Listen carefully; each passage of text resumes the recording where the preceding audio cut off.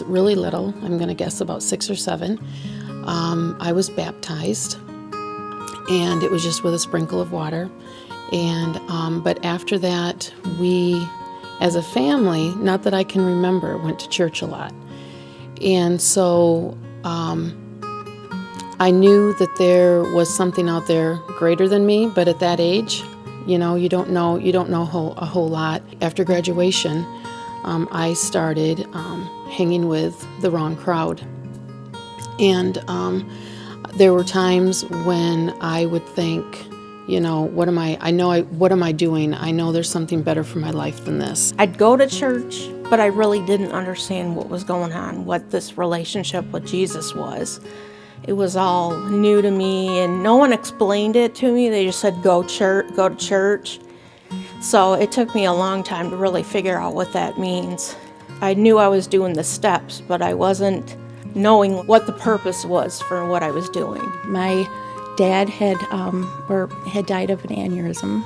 I became a divorced, single mother of 4, everything financially burdened upon myself. And then a couple weeks later, my oldest daughter was in a horrific car accident. I got home that night after everything had happened, and I had to go outside because I didn't want the kids to see me get emotional.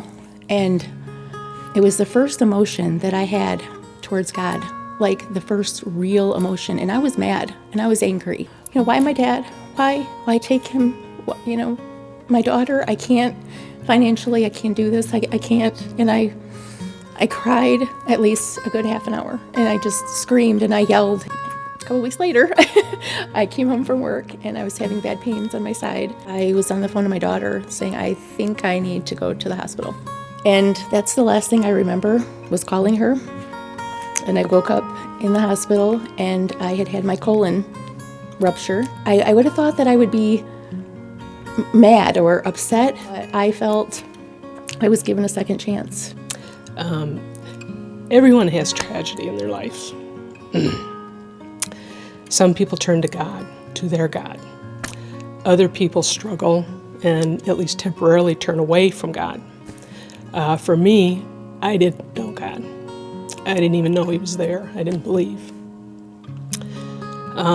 My tragedy occurred when I was 26 years old, and a man broke into my apartment and raped me. And I gotta stop. It's something you can't even comprehend, and you try to push it away in any way you can. I didn't want to talk about what had happened, and I didn't want anybody asking me about what had happened, and the easiest way to avoid that is to not be around him. And when I was around, I started putting up this facade. And, everything's fine, everything's wonderful, that type of thing, when inside, I was just kind of locking down. I met Scott. We got married, and then after having the girls, we knew we wanted them in church. So we started taking them to church, but then we stopped going to the church. And we noticed that things weren't right in our marriage. It seemed like I was running a race but going nowhere. Lots of family issues that seemed like they just happened over and over again and never got resolved. But I just fighting a losing battle with myself. My parents started struggling with their marriage, and that was really hard because things were going on in my life, and I just wanted someone there for me, and I felt like they didn't care because they were never paying attention to me because they were always fighting. And it was just kind of iffy from then on out, and I think we did go to church a few times, but I didn't really pay attention because it was kind of at the point where I didn't really care because I felt like God didn't care. When all that was going on, Scott had his accident, and that just threw our lives into a 180. December 1st of 07, about 5:30 at night, it was getting dark, and trying to finish a job, washing down some stone, and got electrocuted. I woke up, my whole body was pulled together in a Charlie horse. I struggled because it blew all the lights out in the entire house. My employee got me up into my truck. They rushed me over to Munson, and I sat 6 days in a hospital bed, in a lot of pain, in a lot of just agony. Felt like my head was gonna implode. It scared me to death. I thought that he was gonna die and that I wasn't gonna have someone there for me or someone to like make me laugh, and life was just like, it kind of felt like I was gonna die. The only thing that kept on coming to me over and over and over was God. That he gave me another chance, you know. It's like, and at this point, Jesus was the only one that could do anything for me. After I got out of the hospital, I drove from Munson straight to East Bay Calvary to talk to Pastor Dennis. He gave me the umbrella speech. I was over here. I wanted to be under the umbrella, and gave my life to Christ that day. Becoming Christian doesn't mean that life is great. I mean, it doesn't instantly become great. It doesn't, I don't know if it'll ever be great, but it's way better than it was. It gets better all the time. Our marriage was about to end, and I didn't want it to end. I had no idea how to fix it anymore. There was still just something missing, and I knew it was Christ. I don't know why I was fighting. I really don't. I stopped coming to church. I stopped hanging around my friends. I just clammed right up. I didn't want anything to do with anything. And it was getting really bad. And that night is the night when I got down on my knees and I prayed for Jesus to take over my life. I finally accepted Jesus on October 4th, 2015, which was only a couple weeks ago. That was when I really knew what I was getting into. I ended up meeting my husband, who is a wonderful man.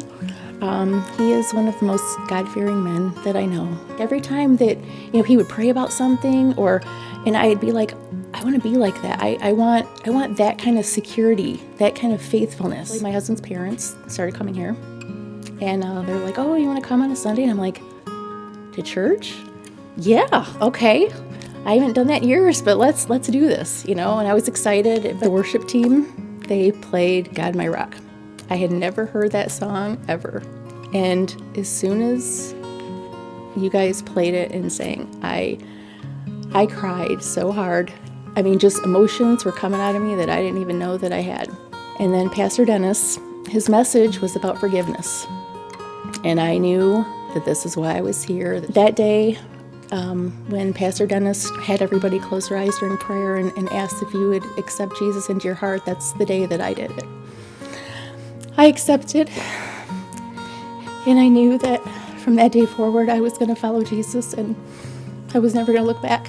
One of the things, though, that kind of turned everything around for me was meeting the Hackbarths. One of my favorite memories is walking up the street and having this kid come running out of his house, a lot of times with no shoes on, and just come running out to the road to say hi.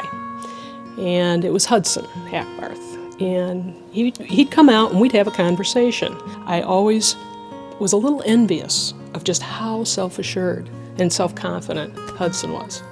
And it just made me wonder, why? What is it about, Hudson and his upbringing, etc., that has made him such a special guy? At one point, there was something particular going on, and I just looked at Jody, and I just said, Jody, I don't know what it is, but I want what you have, because I knew I had a hole, and it needed to be filled. And somehow they had figured it out, and I didn't know what that was. And that was really the start. Part of the process was her inviting me to go to church with them. And they picked me up and brought me in here.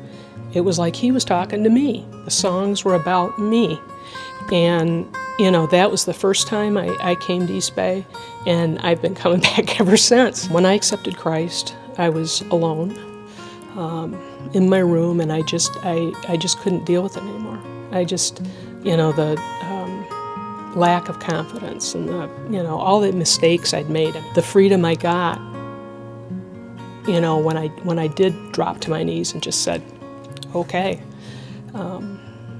was just, I can't explain the joy that I felt. The reason I wanted to be baptized is because I want to be an example to my children who were not raised in a Christian home. I want everyone to know. I will always, because I feel he's a huge part of my life, and I feel like this is a huge commitment that I'm making. I have been thinking about it for some time, and Sophia, our daughter, came home from camp over the summer. My dad suggested that I would go to Lake Ann Camp, and it's a camp, it's just a Christian camp that like helps bring kids closer to God and stuff. And I got there, and everyone was just like really nice. They were like non-judgmental, and they kind of just were there for you. And I just kind of made the decision to give my life up to God after Ken Rudolph was our speaker. He had given us a lesson. It was like about how he kind of got bullied as a child and stuff. And like I'm like, well, I'm not alone. And it felt nice. And then I gave my life up to God. And then as soon as I got home, I'm like, I want to get baptized, because it's kind of like that's what it means to be a Christian. And she said that in the back seat, and I'm sitting there, up there in front, and I'm just like, yeah, she is going to be baptized, and so am I. I'm going to be right there with her, because I'm just so ready to let Jesus know that I just want to follow him, and I just want to take his path. I just want to be obedient to God. I mean, Jesus asked that we do it. And he's given us so much. It's just a little thing to give back. I want to be obedient to God and show the world that I align myself with Jesus. And a lot of people I know around me don't want to have anything to do with Christianity or have really bad things to say about Christianity. And I want to show them that it's not a bad thing to be a Christian. It's just an integral part of the whole thing. It's the whole story. It's being washed and of your sins. It's dying and then rising again with Christ. It's just the final step in acknowledging that I am not mine, I'm his.